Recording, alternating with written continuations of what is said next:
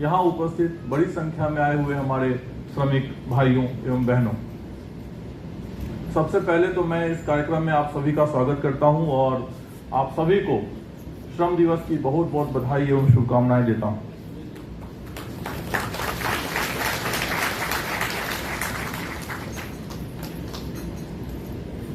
वो जिसके हाथ में छाले हैं पैरों में बिवाई है, वो जिसके हाथ में छाले हैं पैरों में बिवाई है, उसी के दम से रौनक आपके बंगले में आई है। ये जिस सभागार में हम बैठे हैं इसका निर्माण भी हमारे श्रमिक भाइयों बहनों ने किया है। आज उनके चेहरे, आज उनका नाम कहीं नहीं, लेकिन किसी भी निर्माण में और किसी भी आप कहीं भी जाएं, रोड पे जाएं, पुल पे जाएं, बिल्डिंग्स में जाएं, इस तरह के ऑडिटोरियम में जाएं, कहीं भी जाएं, सबका निर्माण हमारे श्रमिक भाई बहन अपना दिन रात मेहनत करके खून पसीने से लग करके इसको बनाते हैं और निर्माण करते हैं।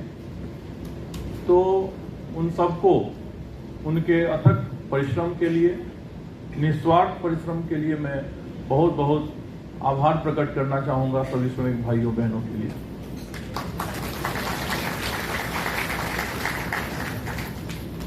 बिहार सरकार का श्रम संसाधन एवं प्रवासी श्रमिक कल्याण विभाग माननीय मुख्यमंत्री महोदय श्री सम्राट चौधरी जी के नेतृत्व में, उनके मार्गदर्शन में, उनके संरक्षण में लगातार प्रयास कर रहा है कि बिहार के जो भी श्रमिक भाई बहन हैं और जो प्रवासी श्रमिक हैं जो बिहार के बाहर देश के अन्य राज्यों में और देश के बाहर कहीं भी काम कर रहे हैं प्रवासी श्रमिक भाई बहन, उनके लिए विभिन्न प्रकार की योजनाएं लाएं ताकि उनकी सामाजिक सुरक्षा सुनिश्चित हो सके, उनके जीवन में कल्याण आ सके और उनका वैल्यू एडिशन हो सके। इसके लिए तमाम प्रयास किए जा रहे हैं।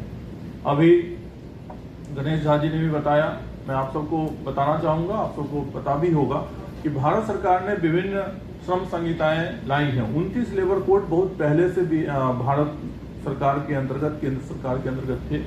उन सबको मर्ज करके 4 लेबर कोड बनाए गए हैं। द कोड ऑन वेजेज है, the code on social security है, द इंडस्ट्रियल रिलेशन कोड है और OSS कोड है, जिसकी बहुत विस्तार से बताया है गणेश झा जी ने। इसके बारे में इंटरनेट पे उपलब्ध है। मैं चाहूंगा कि सभी लोग उससे जरूर अवेयर हो जाएं। यह दोनों के लिए, श्रमिकों के लिए भी और नियोजक जो है उनके लिए भी बहुत ही लाभकारी होने जा रहा है और बिहार सरकार भी बहुत जल्द इस पर अपनी नियमावली बनाने जा रही है। तो आपको पता है कि श्रमिकों के लिए कई सारी योजनाएं बिहार सरकार चला रही है। अभी वैधिक रूप से उनके लिए क्या सहायता उपलब्ध है इसके बारे में पूर्व के वक्ता ने बताया है। बिहार प्रवासी श्रमिक दुर्घटना अनुदान योजना के तहत अभी हाल ही में बिहार सरकार ने जो मृत्यु के उपरांत अनुदान था उसको 2 लाख से बढ़ाकर 4 लाख किया है और इसी तरह से एक्सीडेंटल केस में भी 1,50,000 रुपये पूर्ण और आंशिक अपंगता की स्थिति में दी जाती है। उसी तरह से जो असंगठित क्षेत्र में काम कर रहे हमारे श्रमिक हैं उनके लिए भी दुर्घटना अनुदान योजना है। तो विभिन्न प्रकार की योजनाएं चलाई जा रही हैं। इसी तरह से बिहार भवन एवं अन्य निर्माण कर्मकार कल्याण बोर्ड द्वारा 16 प्रकार की योजनाएं चलाई जा रही हैं, जिसमें अभी सचिव बोर्ड ने भी बताया कि कई सारी योजनाएं हैं जिसमें लोगों को लाभ दिया जा रहा है, श्रमिकों को लाभ दिया जा रहा है। अभी विभाग का जो बजट है लगभग 412 करोड़ का है, जिसको इस साल का जो बजट है हमारे विभाग का, श्रम संसाधन एवं प्रवासी श्रमिक कल्याण विभाग का, तो ये 412 करोड़ रुपया सिर्फ श्रमिकों के कल्याण पे खर्च होना है एक साल में। इसके अलावा हम लोग लगभग जो एवरेज पिछले 4-5 साल का देखें तो 600 करोड़ के आसपास हम लोग निर्माण श्रमिकों के खाते में भेजते हैं उन विभिन्न योजनाओं में पैसा, चाहे विवाह के लिए सहायता हो या उनकी बच्चों की पढ़ाई के लिए हो या मातृत्व लाभ की सहायता हो या बच्चे ने मजदूरों के जो बच्चे होते हैं श्रमिक भाइयों के, उनके बच्चे अगर IIT में एडमिशन लेते हैं, एम्स में एडमिशन लेते हैं, उसका ट्यूशन फी हम देते हैं। पॉलिटेक्निक में अगर एडमिशन होता है तो 10,000 रुपया देते हैं। ITI में एडमिशन होता है तो 5,000 रुपया देते हैं। 80% से ज़्यादा मार्क्स लाते हैं तो 25,000 रुपीज़ उनको मिलता है। तो इस तरह की कई सारी योजनाएं हैं, आप सब अवगत है।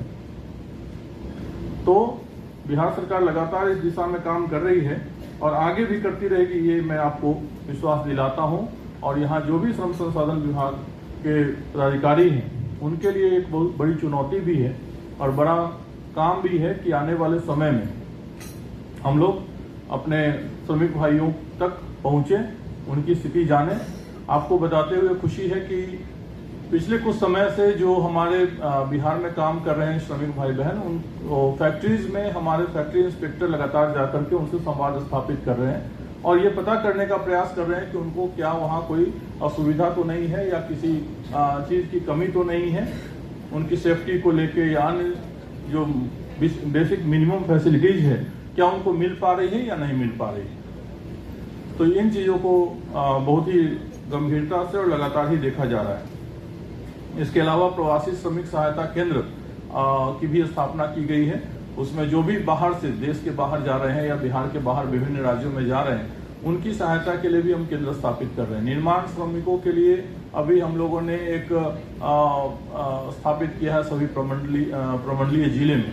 तो उन सब जगहों पे वो जाके अपना रजिस्ट्रेशन कर सकते हैं और रिन्यूअल भी करा सकते हैं और योजनाओं की जानकारी प्राप्त भी कर सकते हैं और उसके लिए आवेदन भी कर सकते हैं। तो ये सब प्रयास लगातार ही किए जा रहे हैं और आगे भी किए जाते रहेंगे। जो जनप्रतिनिधि हैं, स्थानीय जनप्रतिनिधि है पंचायती राज के, उनको इसमें इन्वॉल्व करना बहुत जरूरी है। तो इसलिए श्रम संसाधन विभाग सभी पदाधिकारी जो भी यहाँ उपस्थित हैं, श्रमायुक्त भी हैं, उनसे मेरा अनुरोध है कि ये जब भी समीक्षा हो तो उसमें इस बात की भी समीक्षा होनी चाहिए कि क्या जो कैंप लग रहे हैं उसमें स्थानीय जनप्रतिनिधियों की सहभागिता है कि नहीं है। ये कैंप में स्थानीय जनप्रतिनिधियों को भी इन्वॉल्व करना चाहिए और एक एक व्यक्ति, कोई भी व्यक्ति नहीं छूटे, कोई भी हमारा श्रमिक जो है किसी भी अनुदान से ना छूटे, इसका प्रयास होना चाहिए। जो आवेदन लिए जाते हैं उसमें कभी कभी गड़बड़ी की शिकायत भी हमारे पास आई है और उस पर कार्रवाई भी हुई है। गलत, जैसे विवाह सहायता योजना में कहीं कहीं पे जानकारी मिली कि फर्जी प्रमाण पत्र लगाया जा रहा है विवाह का, तो उस पर एक्शन भी हुआ है, उसमें कई लोग निलंबित भी किए गए हैं। तो मैं आज इस अवसर पे आप सभी को, खास करके जो पदाधिकारी हैं, उनसे अनुरोध करूंगा कि इस तरह की शिकायतें न आए। जो भी आवेदन आए, जो जेन्युइन हमारे श्रमिक हैं, उन तक उसका लाभ पहुंचाना ही इस विभाग का अंतिम उद्देश्य है और इसका हम लोग को पालन करना चाहिए।